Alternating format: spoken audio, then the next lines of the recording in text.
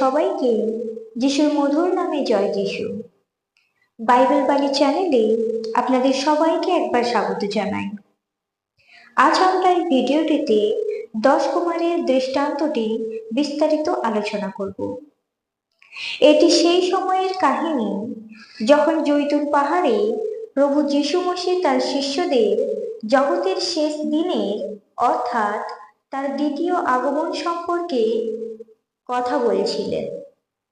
সেই সময় প্রভু যিশু তার শিষ্যদের দ্বিতীয় আগমনের অনেক চিহ্নের বিষয় বললেন। প্রভু যিশু মসীহ তার শিষ্যদের অনেক দৃষ্টান্ত বলেছিলেন, কিন্তু তার আগমনের আগে কিভাবে তৈরি থাকতে হবে তার বিষয়ে প্রভু যিশু 10 কুমারের দৃষ্টান্তটি বলেছিলেন, যার উল্লেখ মথি রচিত সুসমাচার 25 অধ্যায়ের 1 থেকে 13 পদে আমরা পাই, যেখানে এভাবে বলা হয়েছে, স্বর্গরাজ্য কেমন হবে তা 10 জন কনের সঙ্গে তুলনা করা হয়, যারা তাদের প্রদীপ নিয়ে বরের সঙ্গে সাক্ষাৎ করতে বার হলো। তাদের মধ্যে 5 জন ছিল নির্বোধ আর অন্য 5 জন ছিল বুদ্ধিমতী। সেই নির্বোধ কনেরা তাদের বাতি নিল বটে, কিন্তু সঙ্গে তেল নিল না। অপরদিকে বুদ্ধিমতী কনেরা তাদের প্রদীপের সঙ্গে পাত্রে তেলও নিল। বর আসতে দেরি হওয়াতে তারা সকলেই তন্দ্রায় আচ্ছন্ন হয়ে পড়ল। কিন্তু মাঝরাতে চিৎকার শোনা গেল, দেখো বর আসছে, তাকে বরণ করতে এগিয়ে যাও।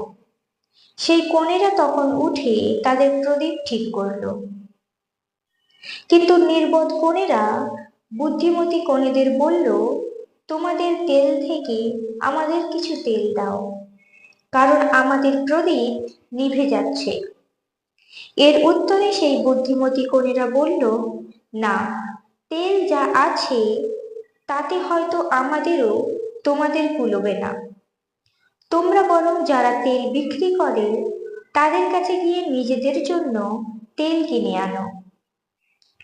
তারা যখন তেল কেনার জন্য বাইরে যাচ্ছে, এমন সময় বর এসে উপস্থিত হলো। তখন যে কনেরা প্রস্তুত ছিল তারা বরের সঙ্গে বিয়ে বাড়িতে প্রবেশ করলো। তারপর দরজা বন্ধ করে দেওয়া হলো। শেষে অন্য কনেরা এসে বলল, শুনছেন, আমাদের জন্য দরজা খুলে দিন। কিন্তু এর উত্তরে বর বলল, সত্যি বলছি, আমি তোমাদের চিনি না। তাই তোমরা সজাগ থেকো, কারণ তোমরা সেই দিন বা মুহূর্তের কথা জানো না, কখন মানবপুত্র ফিরে আসবেন। প্রিয় বিশ্বাসী, আসুন এই দৃষ্টান্তটি আমরা বিস্তারিত জানি। এই কাহিনীটিতে বলা 10 কুমারী বলতে এখানে 10টি কলসিয়াকে বোঝানো হয়েছে। কুমারীর হাতে যে মশাল ছিল সেটি হলো আমাদের দেহ। মশালটিতে জ্বলছিল সেটি হলো পবিত্র চিহ্ন, আর তেলটি মশালটি জ্বলতে সাহায্য করেছিল, সেটি হলো পবিত্র আত্মার চিহ্ন। এবং যে বরের জন্য 10 কুমারী অপেক্ষা করছিল সেটি হলো প্রভু যিশু। এই 10 জন কুমারী হাতে মশাল ছিল, অর্থাৎ পরমেশ্বর কলসিয়াতে নিজের বাক্য, স্বভাব, পবিত্র আত্মা বরাবর সমানভাবে দিয়েছেন। এই দৃষ্টান্তটিতে এটা বোঝা যায় যে আমাদের পরমেশ্বর পিতা কোনো পক্ষপাতিত্ব করেন না, তিনি সবাইকে সমানভাবে ভালোবাসেন। এরপর এই দৃষ্টান্তটিতে আমরা দেখতে পাই 10 কুমারীর মধ্যে 5 জন বুদ্ধিমতী ও 5 জন মূর্খ ছিল। এখানে বিচার করুন, এমন কি বিষয় আছে যার জন্য 5 জন বুদ্ধিমতী ও 5 জনকে মূর্খ দেখতে পাওয়া যায়।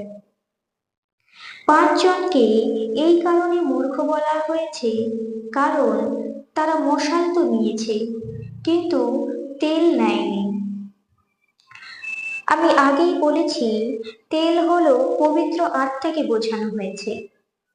আজকের দিনে এমন অনেক মসি আছে, বিশ্বাসী ভাই বোনেরা আছেন যারা মশাল তো নেয় কিন্তু তেল নেয় না, অর্থাৎ কলসিয়াতে যায় কিন্তু ঈশ্বরের বাক্য নেয় না, ঈশ্বরের বাক্য শোনে না।